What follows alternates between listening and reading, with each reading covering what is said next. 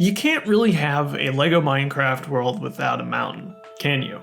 Plans for a mountain have been around at least since September 2022's Ice Spikes biome, which, while being one of the most impressive single additions to the display ever, left one quite unsightly wall that has plagued the world ever since episode 13. There were some potential easy solutions to this. Perhaps we could have made a nice rolling hill down into the village below, or another steep cliff as featured on the left side of the module. But in reality, this elevated platform already provided a perfect stepping off point for an even larger mountain. And let's not forget that this has been one of the most highly requested modules over the years too. So yes, just after tackling the coral reef, the largest module in the display, we're about to make something even bigger.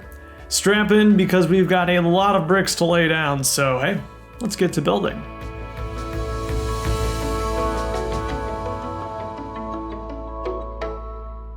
To span the distance between the ice spikes and the snowy village, we'll need a 16 by 24 block module or 32 by 48 LEGO studs. And yeah, that's definitely a weird shape. I want much of the bottom part of the mountain here to be hollow. That's going to allow us to put a pretty large structure underneath in a future episode. I wonder what that could possibly be. Go ahead and theorize in the comments, but don't think too hard about it.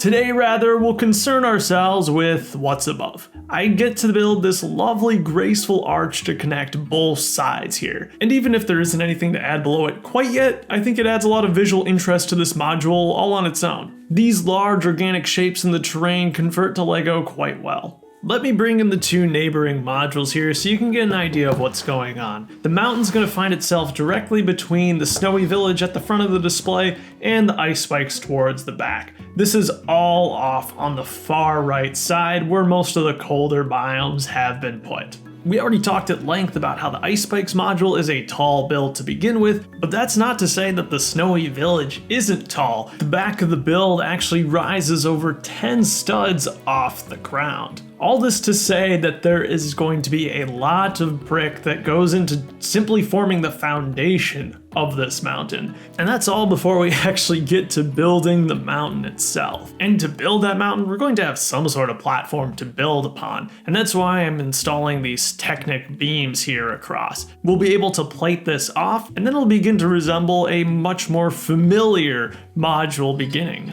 Except this time it's 6 blocks off the ground instead of 2, and this time it takes up 3 times the surface area of your typical half-chunk module. Oh yes, this is a big one. I've been sourcing parts for this specific module all year long, and I really just hope that there's going to be enough dark bluish gray bricks to see this thing through to the end. Taking a step back to view this thing in context is really cool too. I like how these shapes are coming together. It only gets better from here. It's Bricklink order time. So I went to this store, Brixonite, not actually because I needed anything for the Minecraft world, but because, as it was pointed out to me in my last video, the legs on my Master Lake Town were wrong. And so he had not only that piece, but this piece too, which I needed to properly finish off one of my Aqua Raider sets. And Brixonite is a store I visited several times before, actually. They've got a great selection of sand red parts, so I did buy 5 of these. But Luke over at Brixonite was so kind as to send over a ton of very hard to find sand red bricks. These are absolutely perfect for Minecraft builds. No crazy weird slope usage required. We can just use beautiful, regular, good old bricks. If you're watching this, Luke, thank you so much. This absolutely made my day. The generous donation of sand red bricks here, paired with my existing extensive collection of sand red pieces, has allowed me to make the largest granite patch in the display to date. What I really like about this gravel patch in particular is the upside down tiles that I've incorporated that can be seen from below as you work your way into the cave beneath the mountain. Outside of a 1x2 grill tile, a 1x6 sand red tile is the only tiled off element you have to work with in the sand red palette. And it's of course exclusive to a pretty rare Star Wars set. In fact, that particular set is filled with some of the most useful sand red elements outside of the bricks that I received for this build. Elements like the 2x6 sand red plate and 4x4 plate are endlessly useful when creating gravel patches for the Minecraft world. Now, originally I had actually intended to include a dungeon within this mountain as well. However, I think that's going to work better as a standalone underground module, but I still want to include something in this mountain as there's a ton of space to fill inside, and it would feel a little sad to leave it unused. So instead, I'm going to put this little cave here in the back that will be easily accessed through the village, and I've got some special things I'm planning on putting inside. In fact, this whole episode was meant to be a standalone underground dungeon episode, but I didn't have enough 2x2 dark bluish gray tiles to pull it off. So instead you get the giant mountain episode. I think it's kind of ironic that I can't build a module, you know, a third this size, but I have all the parts on hand, hopefully at least, to do a mountain like this. Go figure. When building something this size, it's important to build efficiently. That's why you're seeing a rainbow of bizarre parts included in the interior. Inside the cave, I'm adding the Wither. The Wither is a mob that up until this point has been absent from the display. I think it'll be kind of funny to imply that a player has summoned this great monster without exactly knowing what he's getting into. The village below might be in some trouble. The rest of the mountain is really just going to be built up from a ton of basic bricks and standard plates. I took a lot of time to design every detail of the mountain in-game. Now, a replica of a naturally in-game generating mountain for the LEGO Minecraft world was kind of out of the question. You've seen how structures such as the Pillager Outpost look absolutely massive when converted into Lego bricks, and we'd certainly run into the same issues with a mountain, just in a much more extreme way. I ended up building the mountain by hand from scratch. It's a downscaled version, but I think once it's converted into Lego, it should capture the majesty you'd expect to find in-game. At least, that's the intention.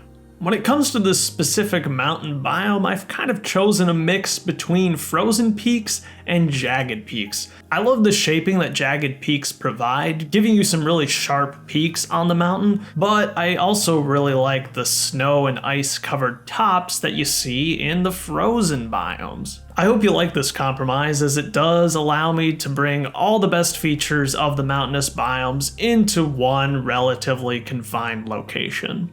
And although most of my modules are planned out in-game to some extent, this build in particular had to hold to those plans far more rigidly. Building at this scale makes it very easy to lose the macro picture, and you get lost in the finer details as you plug away brick by brick. Following a clearly set out plan, like the one that I have in my Minecraft world save, ensures that the build is going to look just as good when I take a step back from it. And that's the beauty of building in Minecraft first. It's free and it's super fast, especially when compared to building it in Lego. I can perfect every little detail in game to make sure that it comes out just the way I want it to in the LEGO Minecraft world. Of course, there are examples of builds that have benefited greatly from a lot of creative freedom. The whole Nether display comes to mind straight away, where I kind of just made those modules based on how many pieces I had available at the time. But when it comes to the overworld, there's just a lot less flexibility because each module affects at least 3 more around it, whether they exist already or not. And those limitations just have to be considered. It's all a very unique way of thinking when approaching a mock. And much of it, I have to believe, is just a product of the way this thing is being built. It's an episodic series. But you know what's a lot more straightforward? That's sweet, sweet tiling time.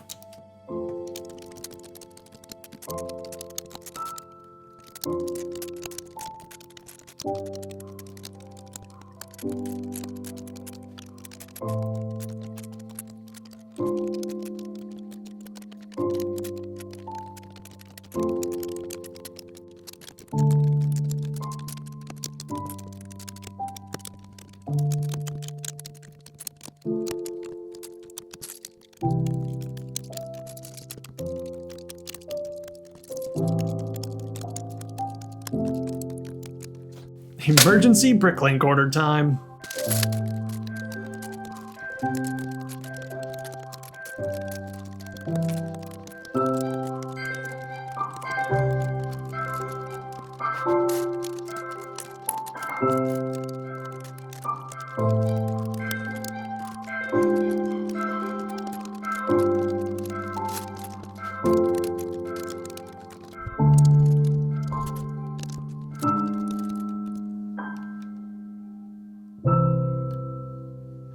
There's a few last details we need to add. No Minecraft mountain is complete without a population of goats. The goat has been included in 3 sets so far. And where there are goats, there also needs to be a player being yeeted off the side of the mountain.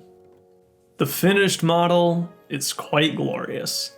The height surpasses even the tallest ice spike, making it feel truly worthy of the title Mountain. I'm beyond eager to get this attached to the rest of the display where finally, we can cover up that messy wall left behind by the ice spikes in episode 13, over 2 years ago. The addition of this module nearly completes the outer ring of the surface, leaving only the back 2 corners empty. That's going to be the one behind the Mesa Badlands and then the one behind the Taiga Forest. 40 episodes into the series, the mountain is a testament to how far the LEGO Minecraft world has come. It's a far cry from the original Desert Well module, yet feels right at home when placed into this massive display alongside it.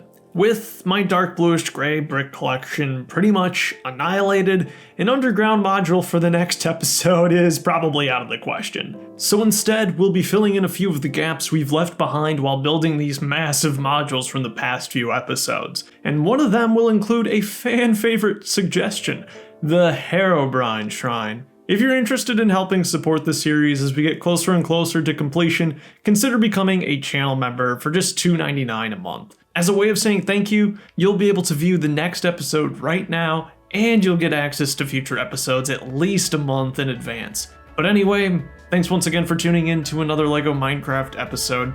I hope you have a great life, and I'll see you next time.